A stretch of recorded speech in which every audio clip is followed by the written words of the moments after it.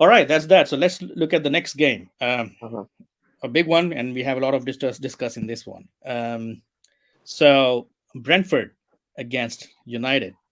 Um, well, not a big game, but big points of discussions here. And I'll start with Vasu.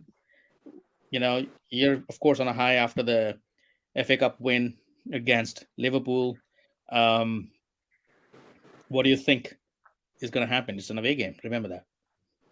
See, I feel it's going to be 3 points up for taking. It should be there. We will be winning here against Brentford. Uh, our last visit to the stadium was not so pleasant, is what I recall. It was one of the first few matches of Eric Ten Hag that Yeah. they played. It was 4-0 to Brentford at that point of time, but that's a different team that was playing at that time. I would argue Today, that was a better team. no, no, no, no. And today, also, see, we we have Rasmus Holland who is going to come back as well.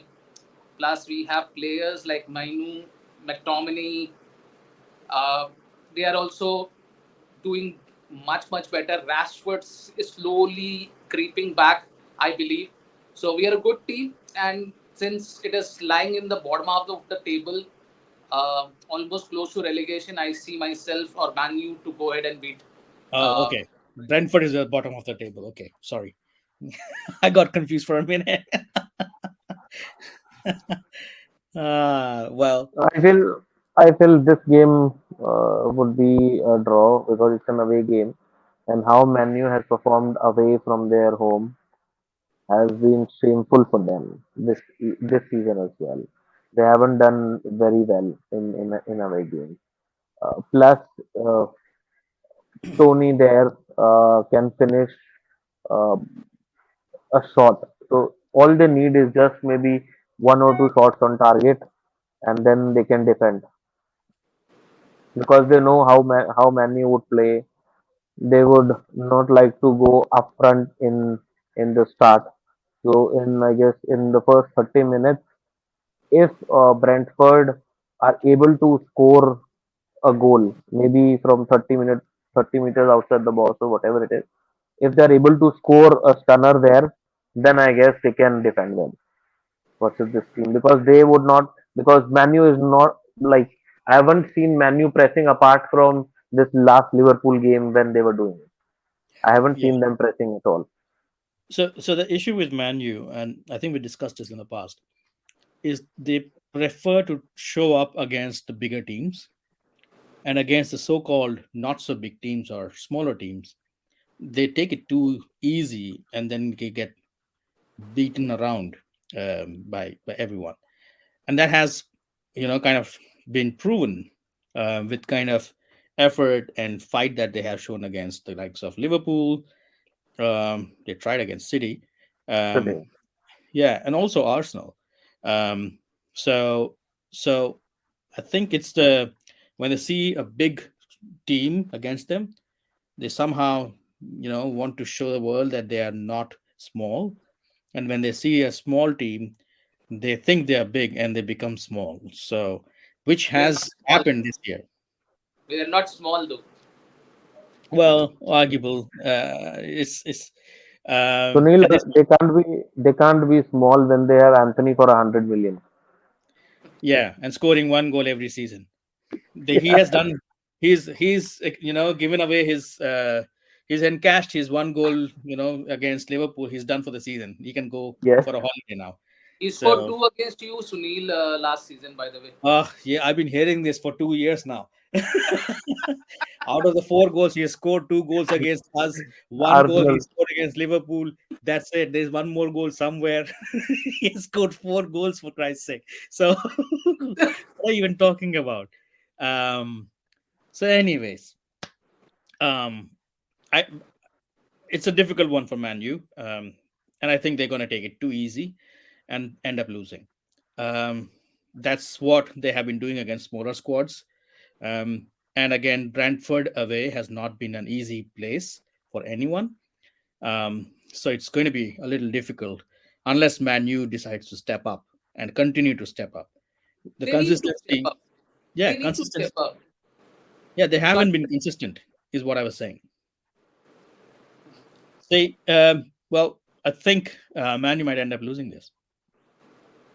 see, they need to step up because if they have any kind of hope of qualifying for the European Championship, they need to step up and step up now, because the next game post Ben Brentford, we go to Stamford Bridge, and then we host Liverpool at home again. So, and these are in quick succession as well. So we Yeah, need to step up. We need to take these 3 points, go in with the confidence for the next 2 games as well. Yeah. yeah. And you Mm, want us to win plus- the and you want us to win the Champions League so that um, so so that you have a fifth spot open up and you can qualify for the Champions League. Yeah, plus Manu now has an habit of either winning or losing. They can't draw games at all. In the entire season, they have only drawn 2 games and they have lost 11. yeah. Yeah, bad numbers And all I, around. yeah, But since we are with Manu, I want to discuss another topic which has been happening, this being in discussion for the last couple of weeks. Um, the manager, is Ten Hag going to continue end of the season, or much discussed lately, Southgate, is he coming in? I don't mind either. I would See, love it.